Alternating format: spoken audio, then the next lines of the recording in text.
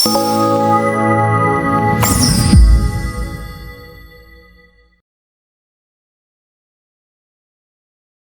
Morning, అందరికీ నమస్కారం. మరి నిన్న 2021 మే 14 నాపై జరిగిన ఆ దారుణమైన హింస హత్య ప్రయత్నం గురించి నేను కంప్లైంట్ గత నెల 10వ తారీఖు కంప్లైంట్ ఇవ్వడం జరిగింది. అప్పుడు మా టైపిస్ట్ జూన్ 10 బదులు జూన్ 11 అని చెప్పి దాని మీద తారీఖు వేయడం జరిగింది. టిపోగ్రాఫిక్ ఎర్రర్. బట్ 10వ తారీఖే నేను ఆయనకి మెయిల్లో పంపడం, గుంటూరు ఎస్పీ గారికి, మీడియా అందరికి, మొత్తం మీడియా వాళ్ళందరికీ కూడా వాళ్ళ మొబైల్ ఫోన్ 10వ తారీఖునే ఉంటుంది. అలాగే అదే రోజు వాళ్ళు లీగల్ ఒపీనియన్ తీసుకున్నట్టుగా ఇందులో ఎఫ్ఐఆర్ లో చూసినప్పుడు తెలిసింది. దీనికి ప్రూఫ్ ఏంటంటే నేను 10వ తారీఖే పంపించింది. అందరూ చాలా మంది మొబైల్ ఫోన్స్ లో ఉంటవే కాక 11వ తారీఖు ఉదయం 5 గంటలకే వచ్చే ఈనాడు పేపర్లో చాలా స్పష్టంగా జగన్ పై హత్యాయత్నం కేసు పెట్టాలి అని నేను అడిగింది. చూసుకో, చాలా స్పష్టంగా తారీఖు కూడా చూడండి, 11/6/2020.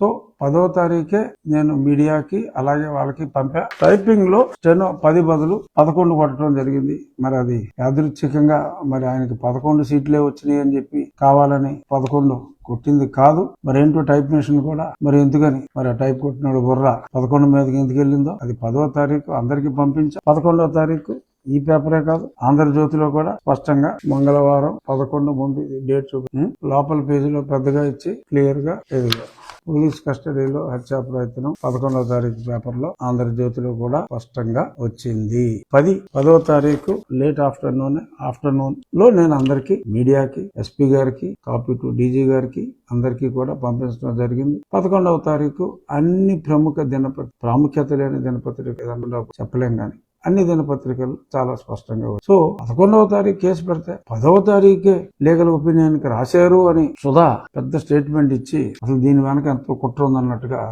మాట్లాడటం జరిగింది. సో ఇది నేనేంటంటే సాక్షి రాతలకే, సాక్షి చదివే వాళ్ళే తక్కువ, అయినా నా వంతు బాధ్యతగా నేను చెప్పాలి. ఎందుకంటే ఇవాళ సాక్షి హెడ్లైన్ కింద సుధాకర్ రెడ్డిది మటుకు కలర్ ఫోటో వేసి నా ఫోటో మటుకు బ్లాక్ అండ్ వైట్ వేశాడు, పెద్ద ఫోటో వేసి కలర్ వేయచ్చు కదరా. సుప్రీంకోర్టు వారించిన వినరా, కక్ష సాధింపుతో కోర్టు ధిక్కారానికి తెగించిన రాష్ట్ర ప్రభుత్వం. ఇది వీళ్ళు రాసింది. చూడు ఫోకస్. దీని మీద వివరణ ఇవ్వడానికే ఈ మీడియా ముఖంగా నేను ఇది అందరికీ తెలియజేయాలని. అసలు ఇందులో సుప్రీంకోర్టుకి ఈ మ్యాటర్ కి సంబంధం లేదు. సుప్రీంకోర్టులో నన్ను కస్టడీలో హింసించిన తర్వాత మరి 14వ తారీఖు నన్ను మే 14 అర్ధరాత్రి వీళ్ళు నన్ను దారుణంగా హింసించి గుండెల మీద కూర్చొని ఛాతీ మధ్య మరి ఫిజికల్ గా ఘోరంగా అసాల్ట్ చేసి పోతాం అనుకున్నారు, పోలేదు. నా అదృష్టం వాళ్ళ దొరుకు. మరి 15వ తారీఖు నన్ను హాస్పిటల్ కి తీసుకెళ్లి హాస్పిటల్లో పరీక్షలు చేసి 16 అంటే ఆదివారం నాడు సాయంత్రం నన్ను జైల్లోకి నెట్టబడ్డా. 16వ తారీఖు ఉదయం సుప్రీంకోర్టు అసెంబ్లీ అయ్యి హాలిడే రోజు వెకేషన్ బెంచ్ నన్ను వెంటనే మిలిటరీ హాస్పిటల్ కి తరలించమని చెప్పడం జరిగింది. మిలిటరీ హాస్పిటల్ కి తరలించేటప్పుడు అదే రోజు రాత్రి నాకు పరీక్షలు చేసి సేమ్ డే నైట్ నాకు పరీక్షలు చేసి ఆ రిపోర్ట్ పంపాలి అని చెప్పి మళ్ళీ అదే ఒక 3 రోజుల తర్వాత అంటే నేను 17వ తారీఖు నన్ను మిలిటరీ హాస్పిటల్ కి తరలిస్తే ఆ రిపోర్ట్లు వాళ్ళకి 18 బై ఆఫ్టర్నూన్ ఆర్ ఈవినింగ్ ఆ రిపోర్ట్స్ చేరింది. 21 ఇఫ్ ఐఎమ్ నాట్ రాంగ్ 21వ తారీఖు సుప్రీంకోర్టు నాకు బెయిల్ శాంక్షన్ చేయడం జరిగింది. ఆ కేసు ఓన్లీ బెయిల్ వరకే.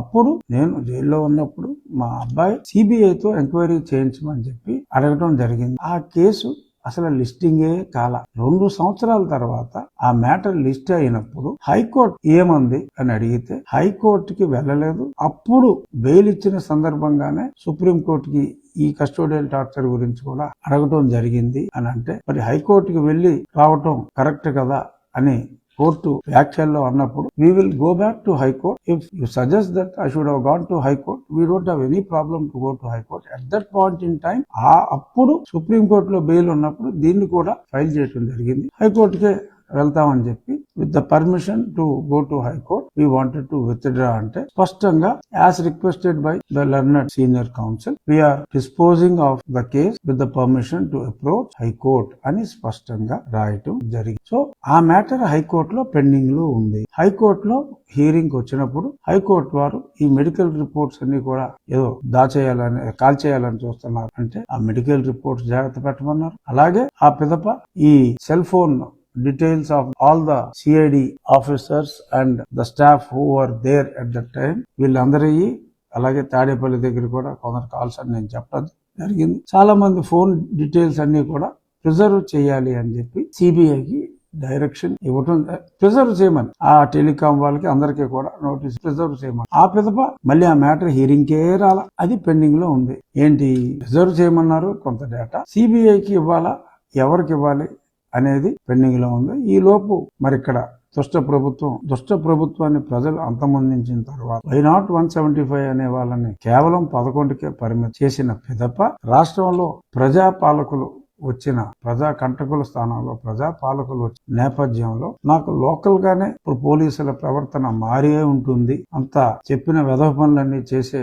పనికి వాళ్ళు కాదు పోలీసులు అనే ఒక సద్భావనతో నేను ఇక్కడ గత మాసంలో ప్రభుత్వం మారింది, నేను కంప్లైంట్ ఇవ్వడం జరిగింది 10వ తారీఖు. దాన్ని మొన్న మళ్ళీ అనుకోకుండా యాదృచ్ఛికంగా అది 11వ తారీఖు, ఆ 11వ తారీఖు నాడు ఎఫ్ఐఆర్ చేయటం, మరి నిన్న అది ప్రజాబాహుల్యం రావటం, ఇవన్నీ జరిగింది. ఇప్పుడు అక్కడ వాళ్ళు మాట్లాడే మాటలు ఏంటంటే ఇవాళ ఇప్పుడు 3 సంవత్సరాల క్రితం జరిగిన దానికి ఇప్పుడు కేసు ఎలా పెడతారు, అసలు ఇది చెల్లుతుందా? సుప్రీంకోర్టు తీర్పుకి అది కంటెంప్ట్ అవుతుంది, వేసుకోరా కంటెంప్ట్, చెప్పుచ్చు కొడతారు. కంటెంప్ట్ అని వేసుకుంటే మీకు కనీస అవగాహన కూడా లేని సుంఠాలు అని చెప్పి మా భాషలో చెప్పాలంటే జోడుచు కొట్టేస్తారు. సరే, దానికి నేను సమాధానం చాలు. ఇప్పుడు 3 సంవత్సరాలు అంటున్నారు. మరి ఎఫ్ఐఆర్ లోనే చంద్రబాబు నాయుడు గారి పేరు 35 మందో 36 మందో కేవలం అప్పటికప్పుడు 37వ పేరుగా మరి మా పార్టీ అధ్యక్షులు చంద్రబాబు నాయుడు గారిని చేర్చి మరి ఆయన్ని 5.5 సంవత్సరాల తర్వాత అప్పటికప్పుడు రఘురామరెడ్డి నంజాలి మరి లేపుకొచ్చి మరి అప్పుడు ఎలా చేశారు? 5.5 సంవత్సరాల తర్వాత ఎలా చేయగలిగారు? మరి ఇది ఇందులో ఉన్న 3 సంవత్సరాలకే ఎలా చేస్తారో అని మీరు ప్రశ్నిస్తున్నారు. మరి 5.5 సంవత్సరాల తర్వాత మీరు ఎలా చేస్తారు ఆలోచించుకోండి. అంటే మీరు ఏదైనా చేయొచ్చు, కానీ అదే మీకు తగిలితే మీకు ఇటువంటి రూల్స్ అనేవి గుర్తొస్తాయా? ఏ రూలు లేదు, వేసుకోవచ్చు. ఒక క్రైమ్ కి ఎవిడెన్స్ దొరికినప్పుడు వేసుకోవచ్చు. ఇంకొకటి, అప్పుడు గుర్తు తెలియని వ్యక్తులు కొట్టారు అని చెప్పి స్టేట్మెంట్ ఇచ్చారు, ఇప్పుడు వీళ్ళ పేర్లు పెట్టారు అని మాట. నేను చెప్పింది కొట్టిన వాళ్ళ గురించి కాదరా డుమ్రి, నేను చెప్పింది కొట్టిన వాళ్ళు గుర్తు తెలియని వ్యక్తులని నేను చెప్పిన దాంట్లో తప్పేం లేదు. నేను జగన్మోహన్ రెడ్డి వచ్చి కొట్టాడు, రామాంజనేయులు వచ్చి కొట్టాడు అని కాదు నేను చెప్పింది. కొట్టిన వాళ్ళు గుర్తు తెలియదు. ఎస్, కొట్టిన వాళ్ళు నేను మాట్లాడింది కుట్ర చేసిన వాళ్ళని. కొట్టిన వాళ్ళు వచ్చేస్తారు, కొట్టిన వాళ్ళు ఏముంది, కానిస్టేబుల్ గారు కొట్టారు, కొట్టమంటే కొడతారు, వాళ్ళ పై వాళ్ళు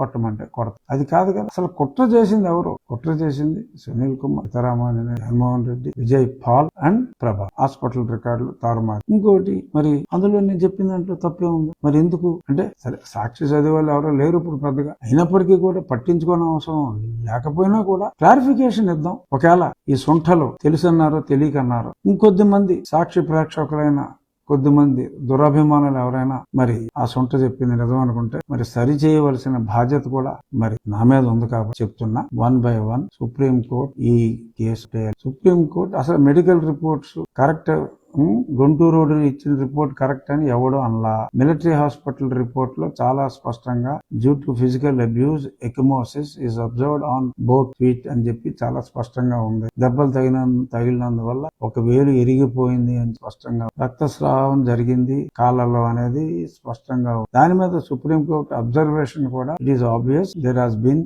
అబ్యూజ్ అని చాలా స్పష్టంగా చెప్తూ ఆ కారణం చేత బెయిల్ ఇవ్వాల్సిన అవసరం ఉంది. లేకపోతే అసలు బెయిల్ ఎందుకు ఇచ్చారు? ఆలోచించి ఉంటారు. బెయిల్ ఎందుకు ఇచ్చారు? మీరు దుర్మార్గులు, మీరు చంపుతారనే కదా. 124A తింది దొంగ కేసు, అది వేరే విషయం. అది విచారణ చేసుకోండి అన్నారు, జరుగుతుంది ఆ విచారణ. మీరు పెట్టిన దొంగ కేసా కాదా అన్నది అది వేరే విషయం. కానీ గుంటూరు హాస్పిటల్ రిపోర్ట్ ఫేక్ అని చెప్పినట్టే లెక్క. ఎందుకంటే మిలిటరీ హాస్పిటల్ రిపోర్ట్ లో అంత స్పష్టంగా ఇచ్చిన తర్వాత మీ గుంటూరు రోడ్ది ఫేకు అని అర్థమైపోయింది. మధ్యలో ఎప్పుడైతే ఇది వస్తుందని తెలుసో మరి సునీల్ కుమార్ మరి చాలా అతి తెలివితో ఇక్కడి నుంచి తీసుకెళ్లేటప్పుడు మరి ఏం జరిగిందో, ఆ కారులో ఏం జరిగిందో అన్నట్టుగా కూడా వాగటం జరిగింది. ఎందుకంటే ఇవన్నీ భయంతో ముందే కొంతమందిని ప్రిపేర్ చేయడానికి పిచ్చివాగుడు వాగటం జరిగింది. మ్యాజిస్ట్రేట్ నన్ను అక్కడికి తీసుకెళ్లినప్పుడు స్పష్టంగా చూశారు. మ్యాజిస్ట్రేట్ రిపోర్ట్ లో కూడా నా కాళ్ళు సుధాకర్ రెడ్డి చెప్పినట్టు చాలా బాగుంటే ఆ మేజిస్ట్రేట్ గారు ఏమన్నా గుంటూరు హాస్పిటల్ కి అలాగే ప్రైవేట్ హాస్పిటల్ కి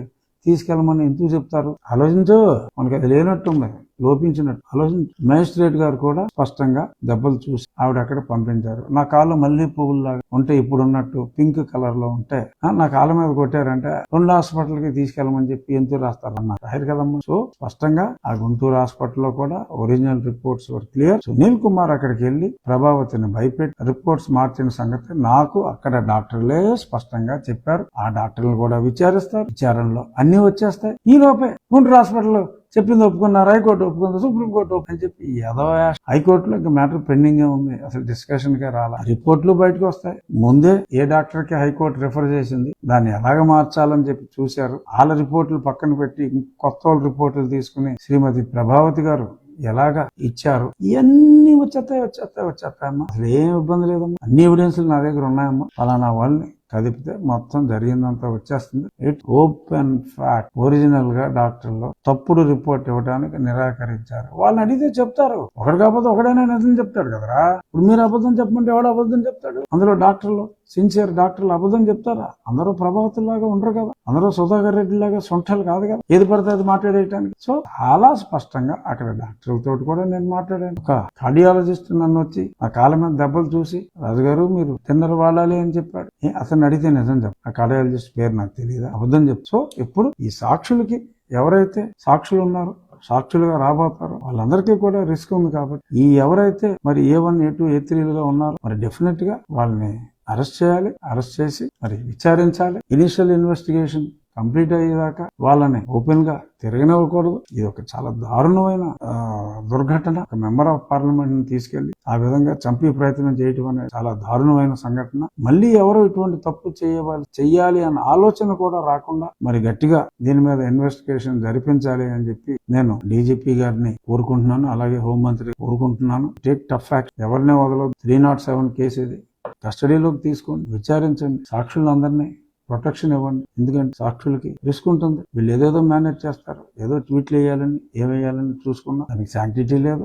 అది నేను క్లారిఫై చేసే ఎవరన్నా అనుమానం ఉంటే. సో ఎవరైతే డాక్టర్స్ ఉన్నారో ఆ డాక్టర్ల మీద ప్రెషర్ పెట్టకుండా you keep a watch. I urge Guntur police, you keep a watch on the doctors. Head of the 21లో హెడ్ ఆఫ్ ద డిపార్ట్మెంట్ ఎవరున్నారు వాళ్ళ మీద ఎవరో ఎటువంటి ప్రెషర్ పెట్టకుండా చూసుకోవాల్సిన బాధ్యత కూడా పోలీస్ మీద ఉంది. ఐడియా ఆల్రెడీ ఉండొచ్చు కూడా. సో ఆ సాక్షుల్ని ప్రొటెక్ట్ చేస్తే మిలిటరీ హాస్పిటల్ రిపోర్ట్లు క్లియర్ గా ఉన్నాయి. అది ఒక హైకోర్టు జడ్జి గారి సమక్షం, ఇప్పుడు హైకోర్టు జడ్జి గారు ఆయన సమక్షంలోనే జరిగింది. మేజిస్ట్రేట్ గారు చూశారు. ప్రభావతి, సునీల్ కుమార్ ఏమీ లేదు అన్నంత మాత్రాన అన్ని రికార్డులు క్లియర్ గా ఉంది. జడ్జి గారి అబ్జర్వేషన్ కూడా క్లియర్ గా ఉంది. అవసరమైతే ఆ మేజిస్ట్రేట్ ని కూడా సాక్షిగా పిలుస్తాం. ఆవిడేం అబ్జర్వ్ చేశారో కూడా తెలుసుకుంటాం. అన్ని తెలుసుకుంటాం. అమ్మ సుధా, సునీల్ అతిగా ఆవేశపడి మరీ అడ్డగోలుగా దొరికేయకండి. దొరికేసారు ఎలాగో. మీ అతివాగుడు వలన ఇంకొన్ని ప్రమాదాలు ఇంకొంచెం తొందరగా ముంచుకొస్తాయి.